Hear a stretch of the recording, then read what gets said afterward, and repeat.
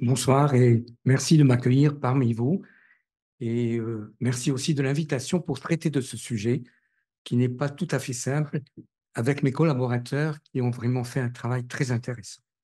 Réussir une transition de l'enfance à l'âge adulte du sujet paralysé cérébral marchand implique une connaissance de l'évolutivité, une adaptation technique du chirurgien, une consultation organisée et la conviction de l'utilité psychologique et sociale. Les objectifs de cette table ronde sont centrés autour de trois questionnements. Quelles sont les attentes respectives des chirurgiens en milieu pédiatrique et en milieu adulte?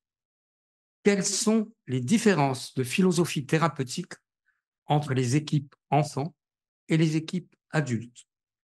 Enfin, comment assurer la transmission du suivi du patient des structures enfants aux structures adultes?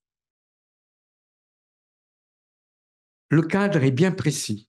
On va discuter tout au long de cet exposé de la topographie de la tête neurologique, diplégique, hémiplégique, triplégique, de sa forme essentiellement spastique, le mot étant contenu dans le titre de l'exposé, et puis des fonctions de relation et du statut mental.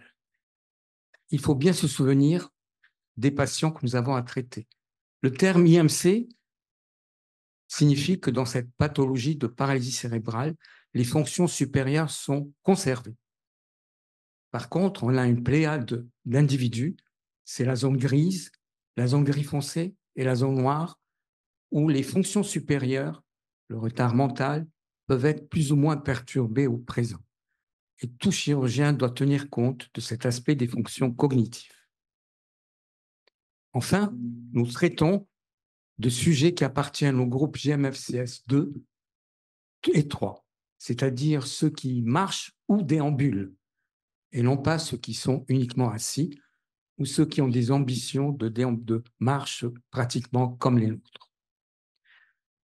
On va donc voir pendant ces 2 heures des exposés successifs. Et chaque orateur va se présenter, je pense que c'est la meilleure méthode, pour vous dire ce qu'il fait et comment il envisage cette prise en charge sous les 3 rubriques que nous avons définies. Le premier à se présenter, c'est le docteur Cyril James qui va nous parler donc des problèmes que peut susciter la spasticité et comment le neurochirurgien les envisage. Merci.